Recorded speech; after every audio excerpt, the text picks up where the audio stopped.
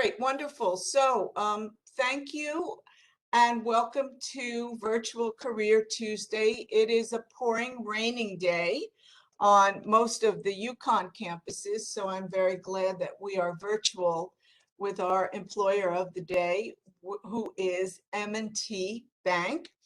For those of you who may or may not know, M&T is a large community-based bank based mostly in the Northeast. And since we are in the Northeast, they're a perfect employer to have here today.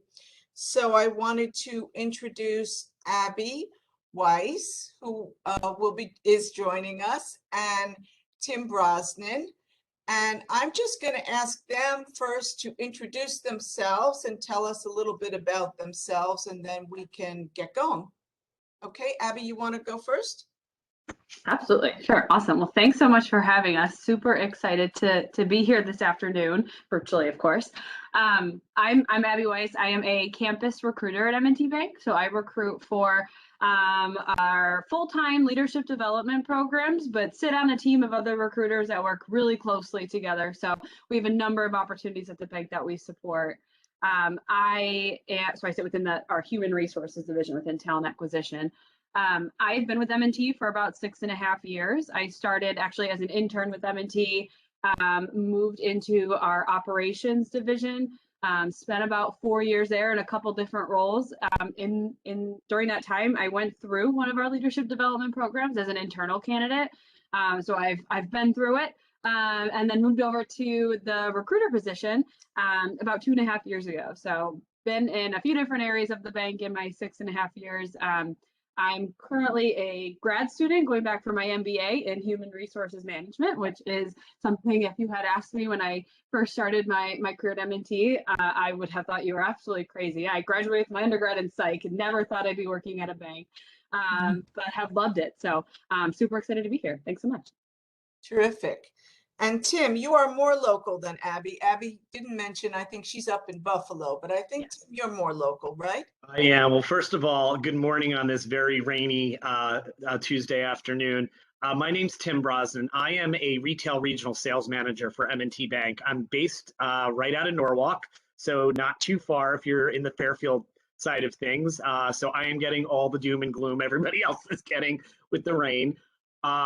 But my territory, I oversee the only 9 branches we currently have in Fairfield County, and I oversee 6 other branches in Lower Westchester County. So you go to a bank, you go to a branch, you have a branch manager. Those 15 branch managers report to my level. I've been with the bank 16 years, just hit 16 years in August, and I came in through what's now a retired program, but very similar through our sales development program. So similar to Abby, it gives you different opportunities and kind of puts you on for a faster learning track. And we'll talk more about the program in a bit. But like Abby, I've worked in a bunch of different territories. I'm from originally Orange County, New York. I did a corporate move about 4 years ago when there was an opportunity for me to get promoted from a commercial branch manager to the regional opportunity. And Connecticut's now my home. So really excited. And, you may have heard, this is still all pending final federal approval, but we have full hopes that we will be merging and acquiring People's United Bank. So if you're from Connecticut, it's pretty well known here. And M&T will be the acquiring agent, meaning that it will all be one M&T, but we're happy to welcome in those People's United employees onto our team. So, I say that because as long as everything goes through correctly, this is actually going to now bring our territory even further into the Boston area, Vermont, New Hampshire, Maine. It's really going to fill us up in Connecticut the most, as well as Long Island. So really exciting time here at the bank for us. That's great. And that's going to keep you very busy, both of you. Anyway, so what I'd like to do now, Abby, you mentioned you've got some slides. So rather than ask questions, why don't we go through your slides, because they may be, we're probably going to learn a lot that way. So if you want to share your screen, go ahead. Yeah, absolutely. So the slides that I have are more so highlighting our one full-time program that we wanted to cover. Do this. think there's a share on the bottom. There you go. We use WebEx at M&T, so this should be relatively straightforward, but I always get a little bit nervous when I share my screen. So awesome. Yeah. So I wanted to start by talking about our community branch management program, which is one of our full-time leadership development programs. To give a little bit of background on the CBMP. So as Tim mentioned, he went through our sales development program. M&T is no stranger to just leadership development programs in general. We have a couple of our legacy programs have been around for close to 40 years now. And the CBMP is went through somewhat of a rebranding, I would call it, over the past couple of years. We took one of our management development program was just more like high level general leadership training for the bank. We took the retail track of the management development program and the sales development program. There was a dedicated team. They did stakeholder interviews. They did a deep dive into the curriculum and ultimately took the best of both worlds, best of both programs, and combined them to create the community branch management program. So while this program is technically one of our newer programs, it's coming from two programs that have been around for many, many years. And so I like to think it's the best we have, because we're really accelerating the timeline of which we're training our new hires, training our recent grads, and moving them into leadership roles within the organization. So the community branch management program, like I said, is a full-time program. It consists of a year-long training program where you get the ins and outs of the retail bank. You are a branch trainee, so you're shadowing your manager, you're shadowing all of the different people within the branch, as well as being formally trained on all the different products and services that we offer at the organization.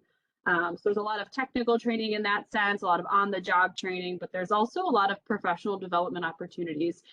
We practice precision leadership at the bank, so you're getting a deep dive into what that is, what that means, and how you can use that on the job and when you're leading a team of your own. And you're, again, really building those communication skills, those transferable skills that we oftentimes know are so important, right, to when you're in a leadership role within an organization. So for this program, like I said, it's full-time, starts typically June, July timeframe.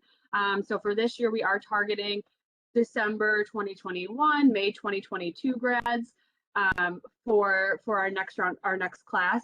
The class that started last year had about 30 individuals. This year, we're going to have 60 to 70 openings. So it's going really well. We're doubling the size of the program, which I think is great. So tons of opportunities to take advantage of. And because it is so large, you have this immediate cohort that you are working with, going through training with, you're able to bounce ideas off each other. I know when I went through the program that I went through a few years ago, that was honestly one of the best parts of it, is not only the training and the exposure that you get to leadership around the bank, but having these connections around the organization and being able to, learn from others was huge. So yeah, as I mentioned, again, this kind of goes into the training piece, but you get a deep dive into how our branches operate. I like to describe the branch as like an intersection, and Tim may be able to elaborate more on this, but an intersection of so many different areas of the bank. Right, as a branch manager, you're responsible for all the daily operations that are going on in your branch. So there's audit, operations, and as a manager, right, there's talent management and coaching and mentoring, so an HR piece almost.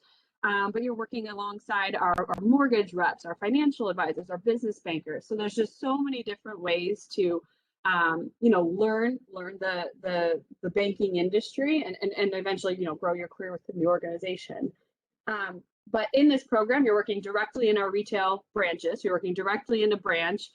Training right now is being conducted virtually, so you may, be in an office or a conference room attending the different trainings. But the goal is that you're attending a training and then immediately going back to the branch to apply what you've learned. So there's that cadence of learning for a couple of hours and then being back on the job to really apply it and learn.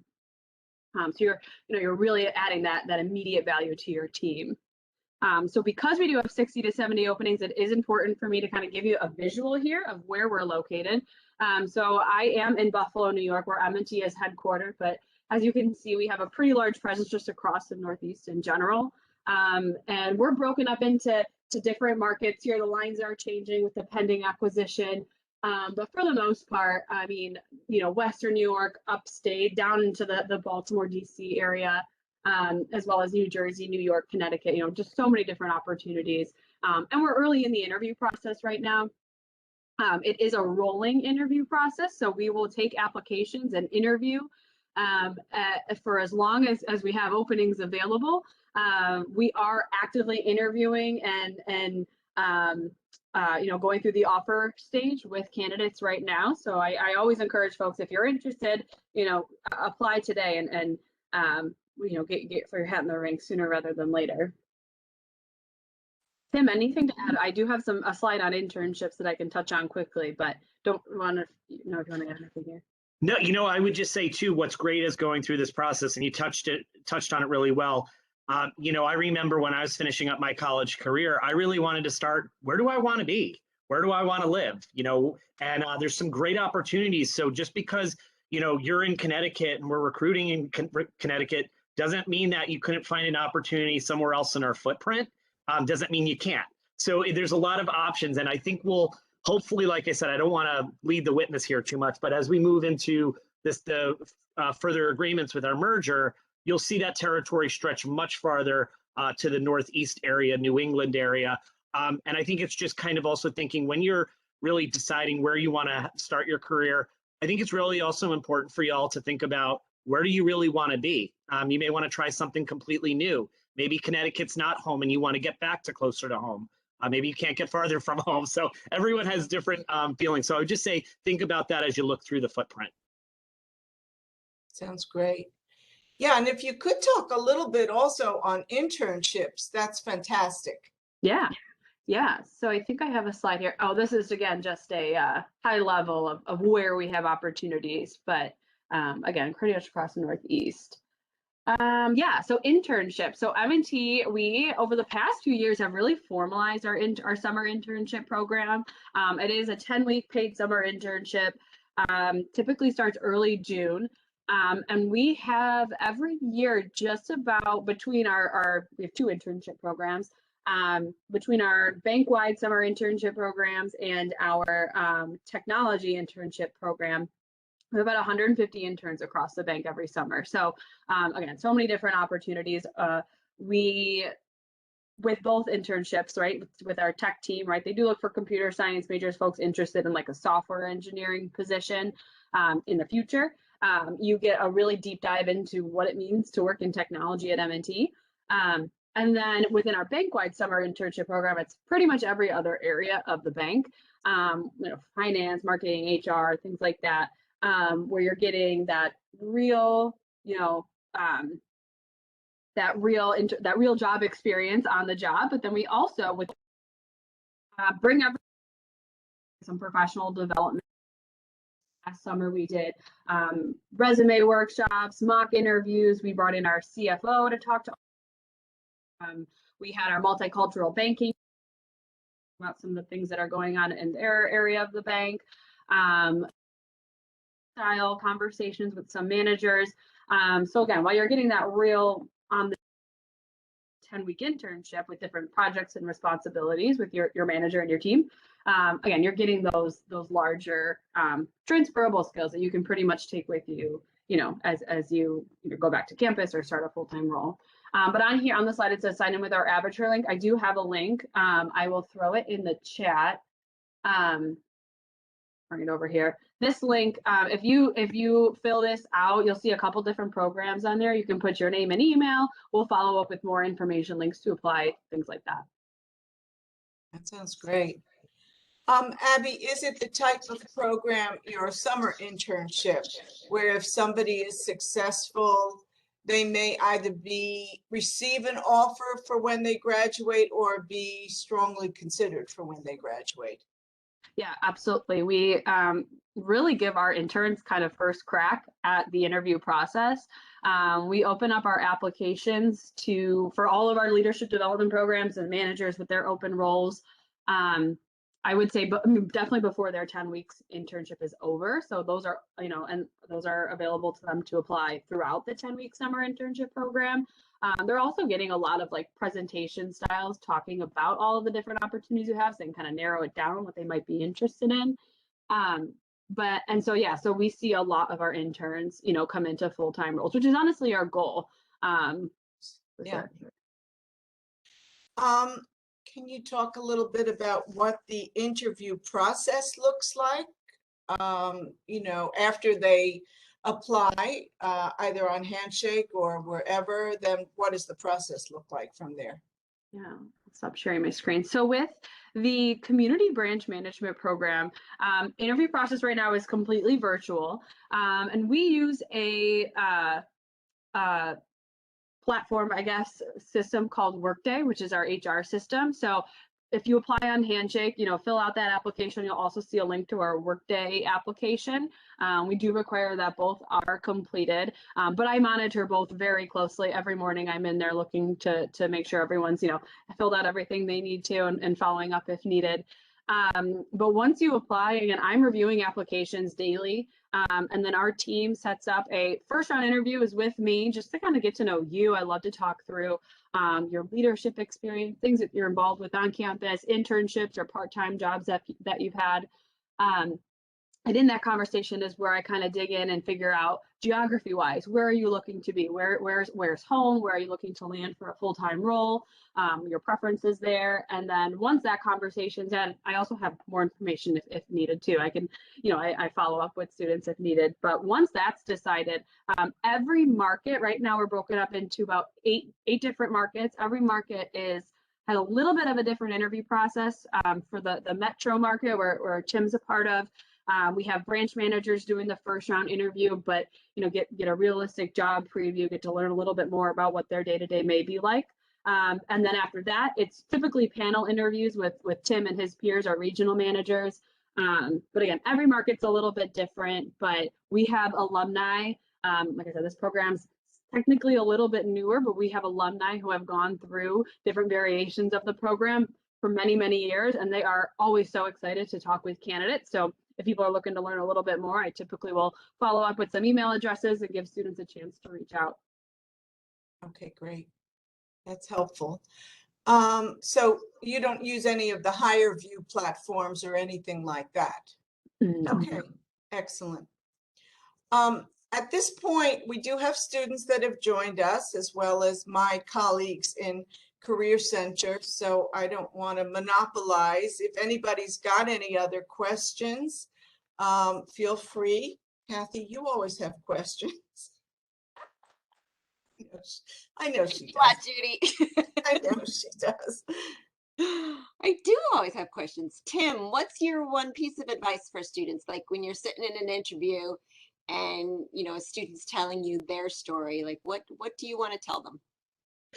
So, the first thing before I even go there, if I just may, I think it's also important for everyone to know, just to Abby's point, you do not need to come in here with a business degree or a finance degree. I was a mass comm major, and I came into the program. We can teach you banking. What I would say is go in and be yourself. Do research on whatever organization you're going to apply for, because they want to know that you're actually vested in joining us. What did you like about our culture that you said, hey, might align with my core values? So as prepared as you can be, but also go in with the ability to kind of take through, especially for banking. A lot of times people think we want to see more of the academia specific type things you're involved in. That's important. But when you can talk about your real life on the job experiences, trust me, working in a restaurant, that has a lot of value. Doing different internships, that has a lot of value. This is a leadership program. So where you can highlight, even if, and I say this to people a lot of times, oftentimes people mistaken the fact that you have to be a boss to be a leader. And I do not believe that's true whatsoever. A leader is just a way of showing that you get others behind you, that people want to get behind your mission, that they trust you. So, it just may be that the person that takes control of a group meeting because no one else is planning or getting something on a calendar, and that take charge, but also then brings back that inclusivity so everyone has a voice at the table. But I would say just go in, be yourself. And, at the end, we're always going to open it up to questions that you may have. It's a two-way interview.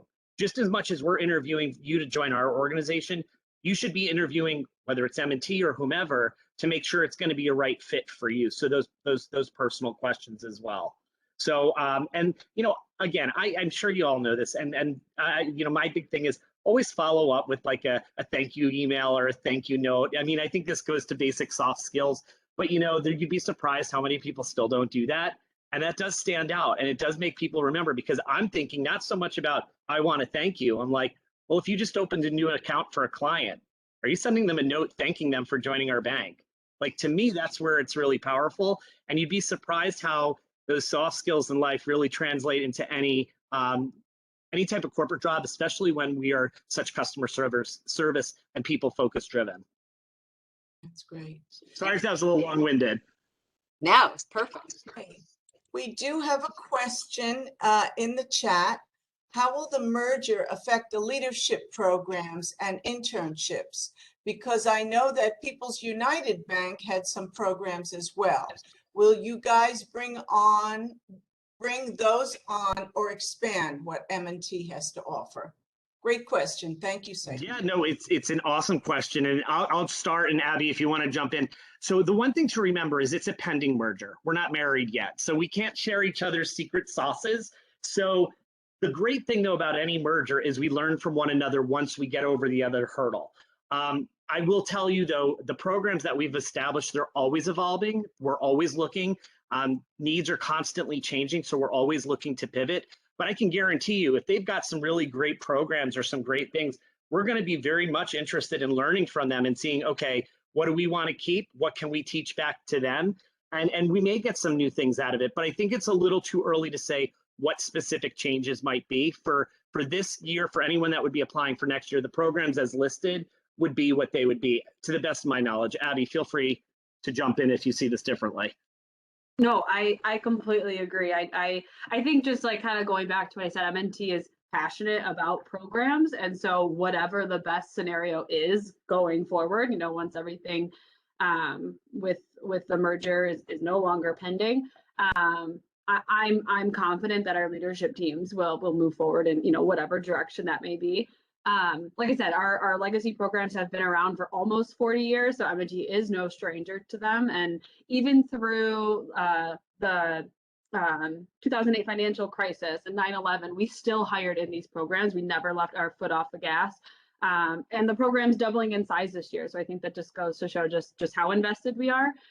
So yeah, so you know, obviously, like Tim said, once things are a little bit more finalized, I'm sure we'll learn a lot more best practices. We have a lot of, you know, questions too as we move through it. There's got to be always some ambiguity during a merger because of the regulatory environment, and you got to, you know, there's jump the gun clauses and other things that we got to be careful about. But what I do know is that should the merger get finalized, and we're very hopeful it will, our two big hubs right now is Buffalo, where Abby sits, and Baltimore, Maryland is another big hub. What this is going to do is our big New England hub has already been designated. We're going to keep in Bridgeport. So again, for those people that want to stay in that New England area, that's going to afford maybe some opportunities that maybe we didn't have in the past. I can't guarantee that yet. We'll hopefully know more in the coming months. Sounds great. Abby, can you just, the internship program, I didn't read the small print. Was that only for juniors, or do you consider sophomores as well? Yep, we consider sophomores as well. The way we always define it is you have to be like between semesters. So if you've graduated with your undergrad and you're not planning on going to grad school, you're eligible for full time. But if you're graduated with your bachelor's and then going right into it like a graduate program in the fall, you're eligible for internships, if that makes sense. So, but yeah, sophomores, juniors, yeah. Okay, well, that's good to know, because if you're looking at hiring 150 interns, which is a very healthy amount of interns, you know, many of the sophomores feel a little left out in the process. So that's good to know. Wonderful to know, actually. And, you know, the thing that I really want to stress about what I've heard so far is that you seem very committed to development programs. You know, and I think that students sometimes forget that after they graduate college, if they're with the right employer, they're going to get further leadership development program, leadership development. So that's really wonderful to hear. So Tim, I have one other question. If you could break down the job, the full-time job, percentage-wise into, is it leadership, communication, analysis? What would you say are the main components of the job once they have been accepted? Yeah, Judy, really, really great question. And I may also lean on Abby here a little bit because she's a little closer to the curriculum of the program. I know more of the on-the-job components of it. Again, we're in a new world right now where we're balancing virtual with the on-the-job, but we know that training and on-the-job, the balance is very, very important to make sure that you get the most out of the program. What I'll tell you is typically when you first start the program, right, there's a lot of the technical stuff you have to learn. You have to learn our systems, our programs, even some of our processes and policies, because we are a bank. So, there's a lot of regulatory stuff you have to learn. So it's that day-to-day stuff. We put everyone through rotations. Everyone needs to know how to use a transaction box. I can jump on as a teller if I have to, even if I'm walking into a branch. And we think that's really important in our DNA. But the majority of the time is learning to have those deeper level conversations with our clients and giving that advice-based banking. Because as you all can imagine, probably from your own personal experiences, the branch, which once was the nucleus of the bank, is now one of the main important channel agnostics that customers want to engage us with. But when they want to engage a branch, it's usually because they have a problem or they have a need. And so we want to make sure that we're really developing you to have those really thoughtful questions, very open-ended, to really learn about the customer and putting it first. As the program moves on, then you're going to start getting more into learning about our business banking and linking up with the branch manager much more. So you're going to be getting out, you're going to be going to see clients, learning how to network, helping out with some of the basic leadership components of it. So maybe it's running a team huddle in the morning, or maybe it's helping with a coaching conversation, or pairing you up with a newer employee that's really struggling to maybe engage with clients, or maybe another area of deficiency or opportunity.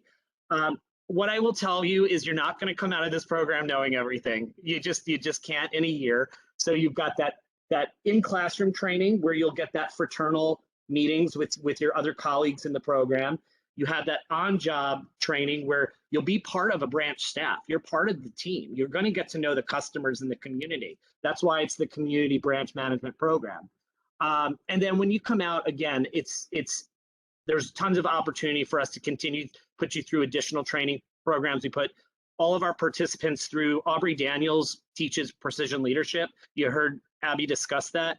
It's a really important way about using psychology as a way to reinforcing the right behaviors in a way that gets people behind you, right? Because that's what leadership is all about. And then I'll be very candid, after the program's over, then a lot of it comes up to the individual employee. I've seen people come out of this program and within a year, they're in a branch manager seat. It's like crazy. And we've got some people, maybe it takes a little bit longer. Everyone has different, levels and speeds in which they can grow after the program. So Abby, I'll let you jump in. I'm sure there's stuff for you to add. No, that was honestly a really good high level. The only thing I'll add is a little bit of historical piece. So what we've seen before the rebranding that happened over the past couple of years, training was conducted in like a week-long setting where you were stepping out of the role, attending training for a week, and then going back to the role. Lots of pros and cons with that, but we found that it was taking our trainees in the retail bank a little bit longer to get to that leadership role. Stepping out of a job for an entire week, puts a little bit of time. It may take you a little bit to catch up to what you were working on before you left. So the way that in terms of like the logistics, the way the training is delivered, it's pretty scattered throughout that first year. You may be attending a training for a couple hours in the morning, and then, like I said, going back on the job, putting it into practice. We also have a dedicated program manager. Her name's Karen. She's absolutely wonderful. She's been at the bank for a number of years and has supported the retail bank in an HR leadership role. She's now running, facilitating a lot of the training. She's facilitating conversations with our cohorts of, what did you learn? What would you have done differently? Where are there opportunities to continue to grow? So you're doing a lot of that, learning and training, doing on the job, and then reflecting of how maybe you'll do it differently next time. So that's kind of like the cadence, I would say. The only thing I would like to still add to is one thing that's very important to the bank, and I just want to make sure that this gets out to all of you, is we're very focused about the community, right? So we didn't really tap on this. A benefit to every single employee is they get 40 volunteer hours to be used during the workday. So if you want to be part of the Big Brother or Big Sister program, or do work around Habitat for Humanity, or around the holidays, donate time in a kitchen for the needy or the homeless, we encourage that. We're also a big proponent of diversity, inclusion, and belonging. We have a lot of different resource groups that people can be a part of. One of our priority business owners that we target are women and minority-owned businesses, because we know that there's a huge need there. And I just think that it's important that you all understand too a little bit culturally about what the organization we are, and we can always have more of that dialogue offline should that be interested. But if you're anything like I have a lot of younger cousins and stuff that you want to make sure it's going to be a cultural fit. I don't know if we always over communicate all the good work that we do in the community space. And so part of this program is going to be having you be part of the community in which you serve, because hence that's the first word of the program. So that's where I think we've evolved the program a little bit more, is to really, because you can't say you're a bank of the community if you're just maybe donating money. You've got to be out and about. You've got to be volunteering. You've got to be making meaningful connections. Yeah, that's a great point. Thank you, Tim. Anybody else have any other questions in chat or jump in that you'd like to ask these guys? You two have been very thorough between the PowerPoints and everything else. Well, I know it's Murphy's Law, so I will put my email in the chat. So if something pops into your mind afterwards and you just want to get an honest thing, or even if you want to bounce off an interview, I'm fine. Please leverage me as a local resource. Happy to help. That's great. And thank you for mentioning to the students who are with us today and who will watch this afterwards the importance of follow-up, because many students don't do that. And as you both said, it is a differentiator. So I encourage everybody to do that. So everybody, wonderful presentation. Thank you, Abby. Thank you, Tim. Thank you, everybody that's attended today. And we are going to market this like crazy at UConn, because you're a wonderful bank and a wonderful organization. So we look forward to having many alum join you. Okay, so have a good day and stay dry. Okay, thanks. Thank you. Bye-bye. Take care. Bye-bye.